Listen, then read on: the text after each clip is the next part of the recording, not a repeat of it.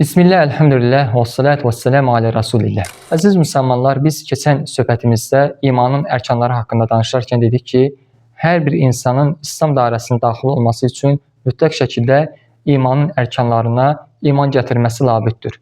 Əks halda isə o imanın şərtlərindən hər hansı birinə iman gətirməzsə və yaxud da ki, şək şübhə ilə yanaşarsa, bu halda artıq o insan İslam dairəsindən çıxmış sayılır. Və bir insanın iman əhlindən hesab olunması üçün vacibdir ki, o imanın 6 rüknünə də iman gətirsin. Və bu iman da mücməl olan, yəni ümumi olan imandır. Ümumiyyətlə, iman gətirmək məsələsində bu özü-özlüyündə iki qismə ayrılır. Yəni, birinci qism odur ki, insan mücməl olaraq iman gətirir, ümumi olaraq iman gətirir. Və buna da mücməl iman deyilir.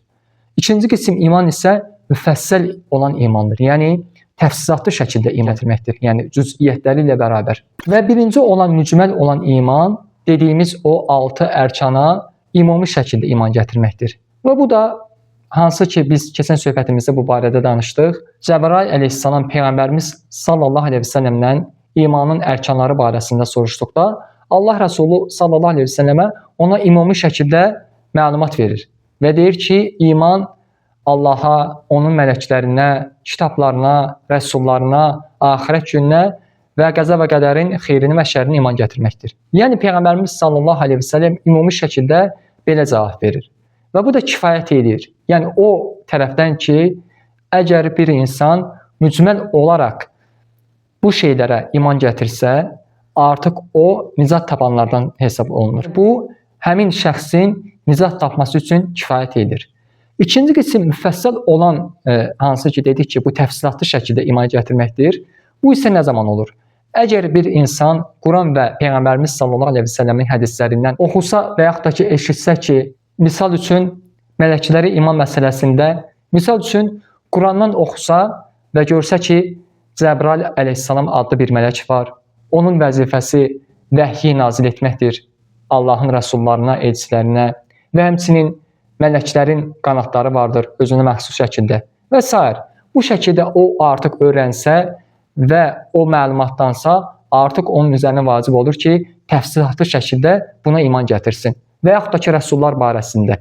Əgər rəsulların hamısına iman gətiribsə, o zaman Quran-ı Kərimdə misal üçün keçən 25 Peyğəmbərin hamısına iman gətirməlidir. Əgər o Peyğəmbərlərin hamısına iman gətirər, lakin Peyğəmbərlərdən birini inkar edərsə, misal üçün Süleyman əleyhissalamı inkar edərsə, qəbul etməzsə və yaxud da ki, onun Peyğəmbərliyinə şübhə ilə yanaşarsa, artıq deyirik ki, o insan Peyğəmbərlərə iman məsələsində artıq onun Peyğəmbərlərə iman gətirməsi pozulmuş sayılır.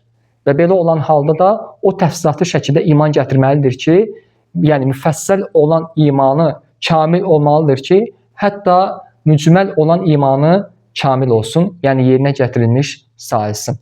Və beləcə xülasə olaraq deyirik ki, bir insanın nicat tapması üçün, yəni onun mücməl şəkildə bunu bilməsi və iman gətirməsi kifayət edir.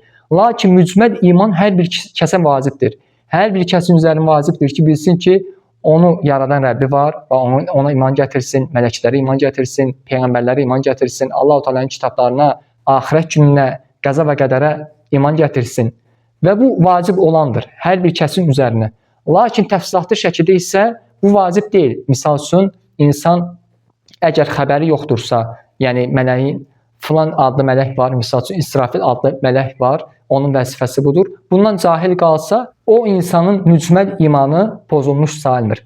Lakin xəbər tutsa, istər Quran-ı Kərimdən, istərsə də Peyğəmbərimiz sallallahu aleyhi və səlləmin sünnəsindən ki, lakin xəbər tutsa ki, məsələn, axirətdə tərəzi var və insanlar sıra körpüsündən keçəcəklər, artıq onun üzərinə təfsilatlı şəkildə iman gətirmək vacib olur. Əks halda isə o, buna da iman gətirməsə, onun imanı tamamlanmış sayılmır.